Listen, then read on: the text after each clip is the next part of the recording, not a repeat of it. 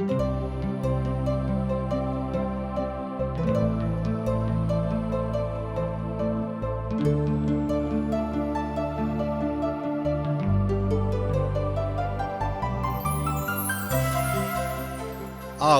हम सब TWR India द्वारा प्रस्तुत कार्यक्रम अशक इजोत देख रहल छी।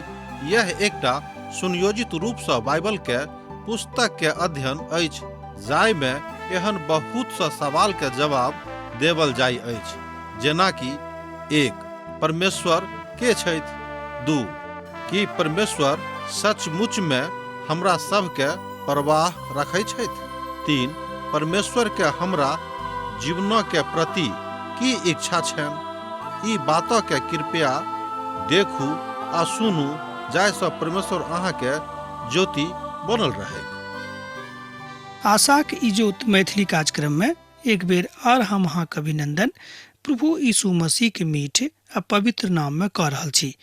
हमर श्रोता मित्र, हमर भाई बहन, आजुक जे विषय वस्तु हम चुन के अयलहुँ हैं ओ अछि साउल राजा बनावल गेला है। ध्यान दियोक, साउल राजा बनावल गेला है। इस्राएलक इतिहास में हमरा लोकनि देखै छी कि साउल पहिल राजा के रूप में उपस्थित होइत छथि। तहन हुनका विषय में आजुक दिन से हमरा लोकनि अध्ययन आरंभ कर रहल छी। जाय बातक अध्ययन 9म अध्याय से होइत अछि। 9म अध्याय से पहिने हमरा सब सामुएलक विषय में सीखैत छलहुँ हैं जे ओ कोन तरह के लोग छलाह आ परमेश्वर कोना हुनका अतेक दूर धरि आनलखिन आ परमेश्वर पिता हुनका कतेक आदर देलखिन। एहि सबटा विषय में हमरा लोकनि सिखलहुँ हैं आ अंत में सिखलहुँ हैं कि हुनको से एकटा गलती भेलनि, किएक तऽ हुनक दुनूटा पुत नीक नहि रहत।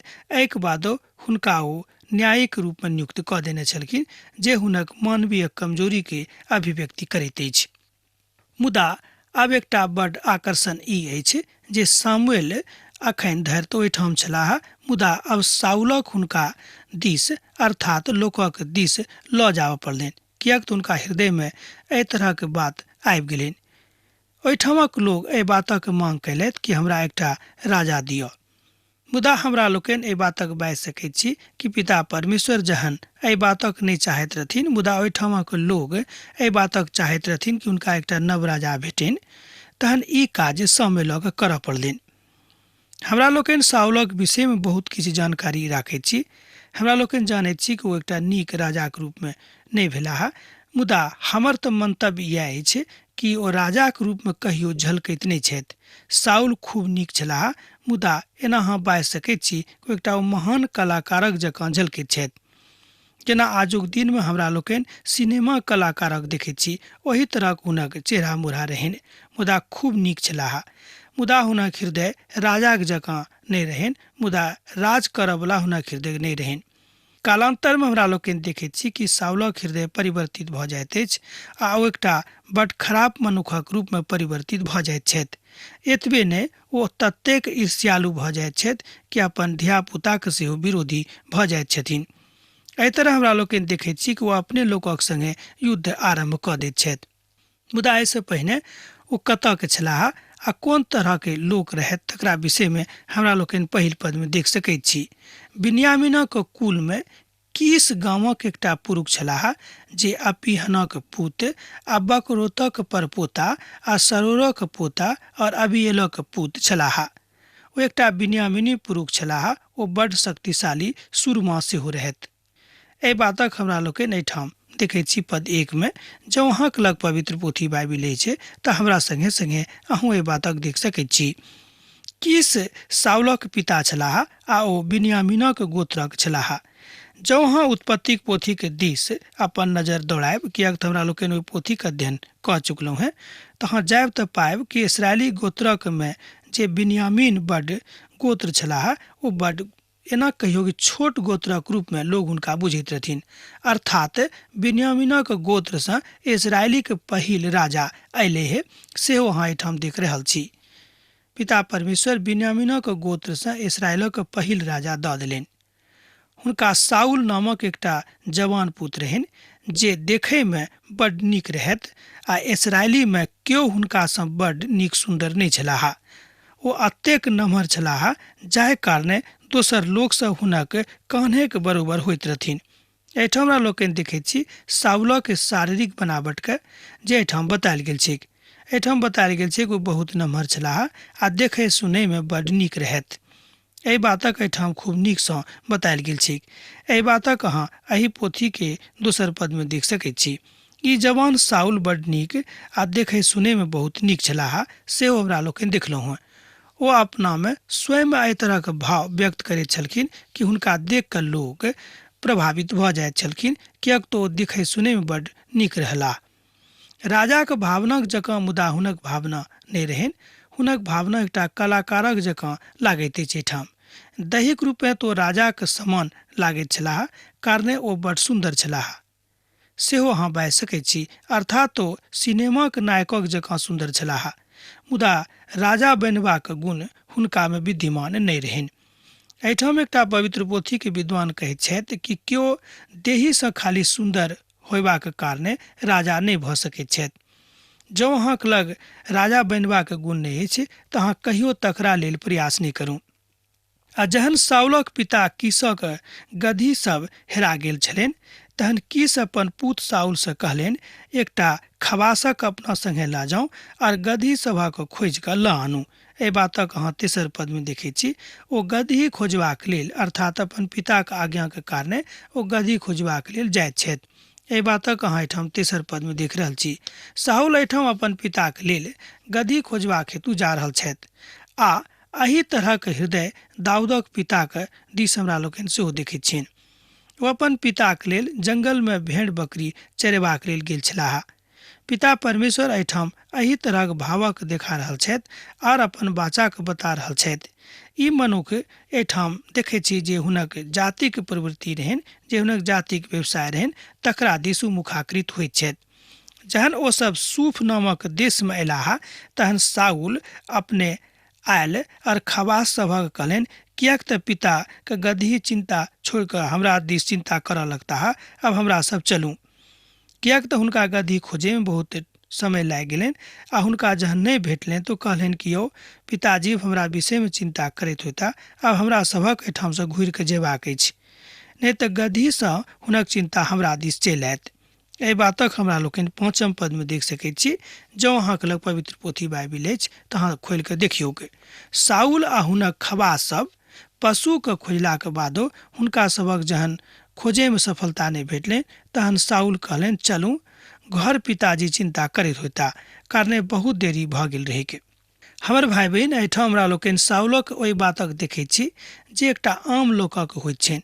मुदा एना कहियो हुनकामे कोनो एहन विशेष बातक एहिठाम नहि देखैत छी कि ओ अपन पिताके गदही खोजैमे सफल भऽ जाइत छथि वा एहन कोनो अपन बुद्धि लगा कऽ हुनका खोजैमे सफलता प्राप्त कऽ लैत छथि।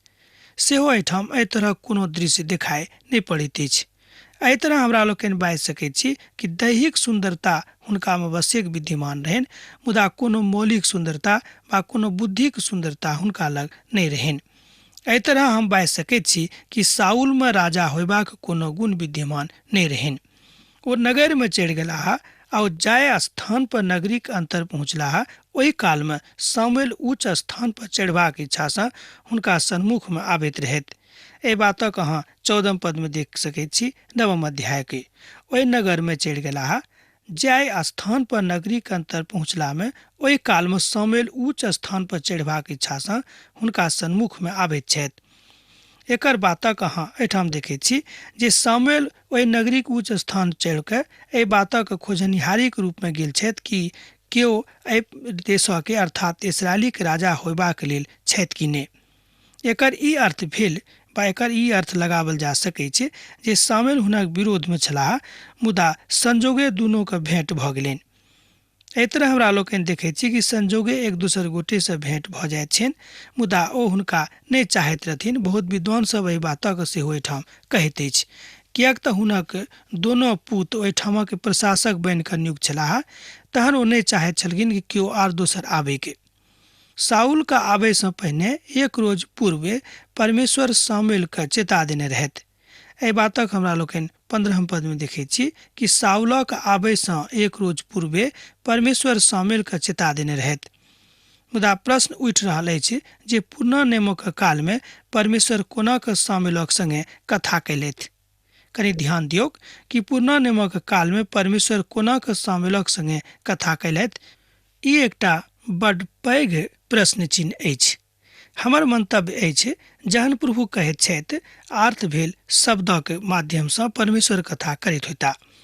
हमर भाई बहन, आजुक संदर्भ में पिता परमेश्वर अपन प्रेम के अपन शब्दक माध्यमसँ हमरा सब गोटे के बताबैत छथि। अर्थात पवित्र पोथी में जतेक वचन संग्रहित अछि तकरासँ हमरा लोकनि परमेश्वरक प्रेमक विषय में सीखैत छी। एहिठाम अहाँक प्रश्नक वा हमर प्रश्नक उत्तर इएह भेल कि पिता परमेश्वर सामुएलसँ अपन शब्दक माध्यमसँ गप कयलथि, किएक तऽ यह एकटा महान माध्यम छल जाहि माध्यमक कारणे संपूर्ण मनुष्य जाति पिता परमेश्वरक जानि सकैत छथिन। किएक तऽ मनुष्य जाति में ओतेक पवित्रता वा ओतेक महानता विद्यमान नहि अछि कि ओ परमेश्वरक सन्मुख में ठाढ़ भऽ कऽ अपन कथाके कहैत। एहिठाम जिंदगी के परिवर्तनक दिस हमरा लोकनि ध्यान दैत छी, मुदा पाबैत छी कि जिंदगी में कोन तरह परिवर्तन भऽ सकै छै। कथा के सत्यता यह थिक जे सामुएल के वचन सुनाई पड़लनि। अब तो अहाँ बुझि गेल होबै कि सामुएल के संगे पिता परमेश्वर कोन तरह अपन बातक बतौलथि वा हुनका संगे कोन तरह गप केलखिन। एहिठाम कहल जा सकैत छै कि सामुएल एहिठाम ओहि बातक लेल तैयार भऽ सकैत छथि कि अब हाँ एहन कोनो आदमी के चुनि के राजा के रूप में नियुक्त कऽ दियौ आ हुनका अभिषिक्त हमरा दिससँ कऽ दियौ। एहि बातक एहिठाम बतायल जा सकैत छै। जँ अहाँक लग पवित्र पोथी बाइबिल अछि तऽ एहि पोथी के 16 पदक अहाँ देखियौ। एहिठाम काल्हि एहि काल में हम अहाँक लग बेन्यामीनक देशसँ एकटा पुरखक अहाँक लग पठायब। हुनके यहाँ हमर इस्राएली प्रजाक ऊपर प्रधान होयबाक हेतु अभिषेक करब, जे हमर प्रजाक फलिस्ती देशसँ छोड़ायत। किएक तऽ हम अपन प्रजाक ऊपर कृपा दृष्टि कयलहुँ हैं, एहि दुआरे जे हुनका शोर हमरा एहिठाम पहुँचल अछि। एहि बातक अहाँ 16 पद में देख सकैत छी। एकर आखिरी प्रभाग के हम अहाँके लेल एक बेर पढ़ैके इच्छा राखैत छी। किएक तऽ हम अपन प्रजाक ऊपर कृपा दृष्टि कयलहुँ हैं, ध्यान दियौ, किएक तऽ हम अपन प्रजाक ऊपर कृपा दृष्टि कयलहुँ हैं, एहि दुआरे जे हुनक शोर हमरा एहिठाम पहुँचल अछि। 16 पदक आखिरी प्रभाग थिक। एहिठाम हमरा लोकनि देखैत छी कि पिता परमेश्वर कहैत छथि कि हम अपन इस्राएली प्रजाके शोरके सुनलहुँ हैं। हमर भाई बहिन, जँ अहाँ परमेश्वरक दिस शोर पारैत छी, जँ अहाँ परमेश्वरके अपन तकलीफ सुनाबैत छी तऽ जरूर हुनका कान में अहाँके शोर पहुँचत। अहाँके तकलीफ परमेश्वर दूर करता है, जेना कि ओ इस्राएली के सुनले हा। कहियो कहियो प्रभु हमर बातक उत्तर बड़ जल्दीसँ दऽ दैत अछि, कारणे ई बात जरूरी होइत अछि। एकर मतलब ई नहि भऽ गेल कि परमेश्वर मनुष्य जाति के कोनो खवास छथि वा टहलुआ छथि। एहि तरह गलती कहियो नहि करब। पिता परमेश्वर अहाँक जरूरत के जानैत छथि, तैं ओहि जरूरतक अनुसार अहाँक जिंदगी में काज करैत छथिन। यह बात जल्दी जल्दी बुझबाक अछि जे पिता परमेश्वर एहि तरहक व्यवहार सामुएलक संगे कयलथि, किएक तऽ इस्राएली प्रजा सब गिड़गिड़ा कऽ परमेश्वरसँ एकटा राजा के मांग कयलखिन। एहि दुआरे ई घटना ओहिठाम भेलिक, किएक तऽ इस्राएली राष्ट्रसँ परमेश्वर प्रेम राखैत छथिन, किएक तऽ ओ परमेश्वरक चुनायल लोक छलाह। एहि तरह प्रभुक अहूँ चुनायल लोक छी। प्रभु अहूँसँ खूब प्रेम राखैत छथि। जहन ओ बुझि गेलाह तहन ओ अपन एकलौता पुतक पठा देलनि, जाहिसँ एहि धरतीक ऊपर हुनक महिमा होइके, किएक तऽ हुनक ई बात प्रभु में बड्ड आवश्यक अछि। एहि कथाके हमरा लोकनि यूहन्नाक पोथी में देखने छी, लूकाक पोथी में देखने छी आ मत्तीक पोथी में सेहो देखने छी। किएक तऽ एहि तीनों पोथी में विशेष रूपे बतायल गेल छै कि एहि संसारसँ मनुखक एतेक प्रेम रहनि, जाहि कारणे परमेश्वर बुझि गेलाह कि मनुख एहि संसारसँ एतेक प्रेम करनाइ आरम्भ कऽ देने अछि कि परमेश्वर को बिसरा देने अछि। तैं पिता परमेश्वर अपन एकलौता पुतके एहिठाम पठा कऽ मनुष्य जातिके अपना दिस लऽ आनेके कोशिश कयलथि। बा सोच गप में ना बाजियौ कि हुनका लेल एकटा उद्धारक द्वार खोलि देलखिन, जाहिसँ जे केओ ओहि दऽ कऽ जायत ओ पिता परमेश्वरक राज में प्रवेश पायत। जहन सामुएलक साउल देखैत छथि तहन हुनका विश्वास भेलनि कि यह ओ छथि जिनका विषय में पिता परमेश्वर हमरा कहलनि। एहि बातक अहाँ 17 पद में देख सकैत छी। जहन सामुएलके साउल दिखाई देलनि तहन प्रभु हुनकासँ कहलनि, जाहि पुरखक चर्चा हम अहाँसँ कयने छी ओ यह थिकाह, हमर प्रजाक ऊपर यह शासन करता है। एहि तरह प्रभुक वाणी सामुएलक लग पहुँच गेलनि। प्रभु हुनका सभक प्रार्थना के सुनलैत, अर्थात इसराइली सभक प्रार्थना के सुनलैत। एहिठाम हमरा लोकनि देखै छी कि इसराइली प्रजा के जे मांग रहन, जे इच्छा रहन, प्रभु एहिठाम पूरा कऽ दैत छथिन। हमर भाई बहन, यह बात आजुक दिन हमरो सभक बुझबाक अछि। सामुएल स्वयं साउल सँ बड़ प्रभावित भेलाह। जहन हुनका बड़ नजदीक सँ देखलनि तहन साउल हुनका देख कऽ चकित भेलाह, किएक तो बड़ सुन्दर जवान छलाह। एहि तरह हमरा लोकनि देखैत छी कि हुनको मनमे, अर्थात सामुएलक मनमे साउलक प्रति एकटा आदर भाव आबि गेलनि। विशेष रूपमे ओ छोट छलाह हुनकासँ, तऽ एना कहियो कि हुनका प्रति हुनका हृदयमे एकटा पैतृक प्रेम आबि गेलनि। जहन हुनका बड़ नजदीकसँ देखलथि तहन साउल के फाटकक लग लऽ जाकऽ कहलनि जे हमरा बताउ जे अहाँक मुकाम कतऽ अछि। सामुएल कहलनि, दर्शी तऽ हमही थिकहुँ हैं, हमर आगू आगू ऊँचा स्थान पर चढ़ि जाउ, किएक तऽ आजुक दिन अहाँ हमरा संगे भोजन करब, आ जे किछु अहाँके मोन अछि तकरा अहाँ काल्हि भिनसरमे हमरा बता देब, आ तकरा बादे हम अहाँके एहिठामसँ विदा करब। अहाँके यहूदी सब जे पछिला 3 रोजसँ हटायल अछि तकरा कोनो चिंता नहि करब, किएक तऽ ओ मेटा गेल अछि। किएक तऽ इसराइलमे जे किछु मनभाव अछि ओ केकरा अछि। एहिठाम पिता परमेश्वरक ओहि वचनक दिस हमरा लोकनि देखैत छी, जे बात हमरा सभक बुझबाक अछि। तहन हम बुझैत छी कि एहि पदक आखिरी प्रभागके हम अहाँके लेल पढ़ी, जाहिसँ अहूँ एहि बातक बुझि जेबैक। ओ कहैत छथि कि अहाँके गदही सब जे पछिला 3 रोजसँ हरायल अछि तकर कोनो चिंता नहि करब, किएक तऽ भेटा गेल अछि। किएक तऽ इसराइलमे जे किछु मनभाव अछि ओ केकर अछि। एहिठाम सामुएल हुनका दिस इशारा करैत छथि कि आब तऽ अहाँ एहि देशक राजा बनयवला छी, मुदा एहि देशमे जे किछु अछि आब तऽ ओ सभटा अहीँके थिक। तहन किया अहाँके चिंता कऽ रहल छी, अहाँके तऽ भेटा गेल अछि।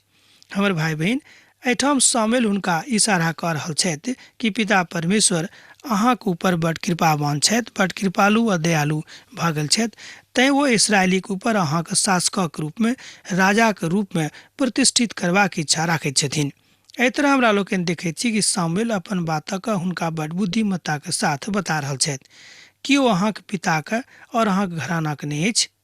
एहि बातक अहाँ 20 पदमे देख सकैत छी, तकर आखिरी प्रभागमे कि ओ अहाँके पिताके और अहाँके घरानाके नहि अछि। सत्यक कथा तऽ इएह छल जे साउल परमेश्वरक चुनाव नहि छलाह, मुदा ओ ई काज एहि द्वारा कयलथि कारणे ओ सब राजाके मांग कयने छलाह, के तऽ इसराइली सब, अर्थात इसराइलक निवेदन के कारणे पिता परमेश्वरक ई काज संभव करऽ पड़ि गेलनि। साउल उत्तर दिलनि कि हम बेन्यामीनके, अर्थात कि हम इसराइली के सबसँ छोट खानदानक नहि थिकहुँ हैं, आ कि हमर बेन्यामीनक समस्त इजरायली कुलमे सबसँ छोट नहि अछि। एहिठाम साउल के एकटा ओहि बातक हमरा लोकनि देखैत छी जाहि बातक एकटा आम मनुष्यमे पाओल जाइत अछि। हुनका मोनमे ई बात रहनि कि हम तऽ एहिठाम, अर्थात इसराइलक घरानाके, इसराइलक खानदानमे सबसँ छोट खानदानमे से छी। एहि तरहक बात हुनका मोनमे रहनि। इहो बात हुनक राजा होयबाके दिस इशारा नहि करैत अछि। पवित्र पोथीके एकटा विद्वान कहैत छथि कि जँ अहाँ 21 पदक देखबै तऽ पाएब कि साउलमे एकटा नीक राजा होयबाके गुण नहि रहनि। किएक तऽ जहन परमेश्वर हुनका चुनि देलखिन, जहन एहि बातक ओ बुझि गेलाह, तहन हुनका एहि तरह कथा करबाक की जरूरत रहनि कि हम तऽ सबसँ छोट छी। हमर भाई बहन, जहन परमेश्वर अहाँके चुनने छथि तऽ कोना अहाँ बुझैत छी कि अहाँ बड्ड छोट छी। ई बातक बुझनाइ अहाँ छोड़ि दियौ, किएक तऽ परमेश्वर पिता अहाँके चुनने छथि, तहन अहाँ कोना एहि बातक बाजि सकैत छी जे अहाँ बड्ड छोट छी। एहिठाम समस्त बातक ऊपर अहाँ अपन ई देख रहलहुँ हैं जे परमेश्वर अपन बातक ऊपर बड्ड ध्यान दैत छथि, अर्थात परमेश्वर अपन वचनक दिस विशेष ध्यान दऽ कऽ मनुष्य जातिके एहि बातक समाद दऽ रहल छथि। हमरा सभक एहिठाम एहि बातक समाद पहुँच रहल अछि कि सामुएलक माध्यमसँ पिता परमेश्वर बता रहल छथि कि संसारक राजा किछु नहि अछि, तकर नियुक्ति हमरे दिससँ होइत अछि, मुदा हम समस्त राजाक राजा, अर्थात संपूर्ण संसारक ऊपर हमही विराजमान थिकहुँ हैं। एहि पदमे हमरा लोकनि एहि बातक सेहो देखैत छी। सामुएल इसराइली अगुआके एकटा छोट सभाके आयोजन करैत छथि। आ तकरा बाद साउल आ शमूएलक संगे भोजन करैत छथिन। आ भोजन करलाक बाद ओ सब अपना में किछु वार्तालाप करैत छथि। एहि बातक सेहो हमरा लोकनि एहिठाम देखैत छी। एहि तरहक परिदृश्य एहिठाम सन्मुख में आबैत अछि कि शमूएलक मन में आब आबि गेलनि कि जहन पिता परमेश्वर हमरा एहि बातक आज्ञा देलनि कि हाँ साउल के इस्राएली के राजा के रूप में नियुक्त कऽ दियौ, तऽ हम किएक नहि करबनि? कि हम प्रभुक लोग नहीं छी? कि हम हुनका दिस नियुक्त नहीं छी? आ जे काज प्रभु हमरा देने छथि कि ओहि काजक हम नहीं करब? एहि तरहक प्रश्न चीज हुनका मन में आबि गेलनि आ प्रभुक आज्ञाक पालन करबाक हेतु ओ एहिठाम भऽ गेलाह। तहन हमरा लोकनि एहिठाम देखैत छी जे साउलक राज्याभिषेक भऽ जाइत छनि। अहूँ हमरा सब अध्याय 10 पहिल पदक देखब तहन एहि बातक बुझि सकैत छी। तहन शमूएल एक कुप्पी तेल लऽ कऽ साउलक माथाक ऊपर ढारि देलनि आर हुनकर चुम्मा लऽ कऽ कहलनि, की कारण नहि अछि जे परमेश्वर अहाँके इस्राएली प्रजाक ऊपर प्रधान होबाक हेतु अहाँके अभिषेक कयने छथि। एहिठाम हमरा लोकनि शमूएलक ओहि बातक देखैत छियनि कि हुनका में एहि बातक ज्ञान रहनि कि हम परमेश्वरक दिससँ जहन एहिठाम नियुक्त छी आ जे काज प्रभु हमरा देने छथि तकरा हम करब, आ शमूएल ओहि काजक एहिठाम करैत छथिन। एहिठाम फेर शमूएल एकटा बड्ड नीक भविष्यवक्ता के रूप में प्रस्तुत होइत छथि आ हुनक जे पुत्र मोह रहनि से एहिठाम हमरा लोकनि देखैत छी कि भंग भऽ जाइत छनि। ई बात आरंभ में हुनका हृदय में आयल रहनि, हुनक मन में आयल रहनि कि जहन हमर पूत सब एहिठाम छथि तऽ केओ किएक इस्राएली के राजा बनताह। एहिठाम शमूएल एकटा राजा के रूप में अभिषिक्त कऽ रहल छथि हुनका। हमरा लोकनि एहिठाम देखैत छी कि जे काज शमूएल के भेटल रहनि ओ काज ओ कऽ देलनि, अर्थात परमेश्वरक आज्ञा के पालन कयलथि आ साउलक एकटा राजा के रूप में अभिषिक्त कऽ देलनि। एहि तरह शमूएल अपन प्यार, अपन दुलार, अपन अभिव्यक्ति साउलक हेतु अभिव्यक्त करैत छथि, किएक तऽ हुनक उमिर सेहो बहुत भऽ गेल रहनि। तैं जेना पिता अपन पुत से दुलार प्यार करैत छथि ओहि तरह कऽ कऽ हुनका बता देलनि कि प्रभु के दिससँ अब अहाँ एकटा नियुक्त राजा थिकहुँ हैं। एहि तरह हमरा लोकनि पाबैत छी कि शमूएल एकटा महान राजा के रूप में ओहिठाम आबैत छथि। मुदा एना तऽ ओ भविष्यवक्ता छलाह, मुदा परमेश्वरक दिससँ जे काज ओ कयलथि एहिठाम बड्ड नीक अछि। तैं एहिठाम बहुत विद्वान सब शमूएल के राजाक संज्ञा देने छथिन, मुदा सत्य रूपे तऽ साउल राजा छलाह। सब लोग से कहलनि कि अहाँ प्रभु के चुनल देखलहुँ हैं, ओकरा बराबरी में और केओ नहीं अछि। तहन सब लोग जय जयकार कयलथि आर राजा चिरंजीवी हुएक। एहि तरह के हुनका सभक मुख से शब्द निकललिक। एहि बातक अहाँ 24 पद में देख सकैत छी। जँ अहाँके लग पवित्र पोथी बाइबिल अछि तऽ तकरा अहाँ देखियौ। शमूएल सब लोग से कहलनि कि अहाँ प्रभु के चुनला के देखलहुँ हैं, ओकरा बराबरी में और केओ नहीं अछि। तहन सब लोग जय जयकार कऽ उठलथि जे राजा चिरंजीवी हुएक। एहि बातक हमरा लोकनि एहिठाम देखैत छी। मुदा एहिठाम शमूएलक सेहो व्यवहारक हमरा लोकनि देखैत छी कि प्रभुक बड़ाई में ओ कहैत छथि कि जहन प्रभु हिनका चुनने छथि तऽ हिनका से नीक आर दोसर केओ नहीं भऽ सकैत छथि। अब आजुक अध्ययन हमरा एहिठाम समाप्त करबाक आज्ञा दिअ, किएक तऽ अहाँ से विदा होय के काल भऽ रहल अछि। प्रभुक इच्छा होइत तऽ पुनः अहाँ से भेंट करब। जेना अहाँ सब हमरा एहिठाम पाती लिखैत रहै छी, लिखैत रहब, बिसरायब नहि। प्रभु यीशु मसीह के ने सैत घड़ी अहाँक जिंदगी में बनल रहेक। आमीन। हमरा विश्वास अछि कि ई कार्यक्रम अहाँके लेल लाभदायक सिद्ध भेल अछि।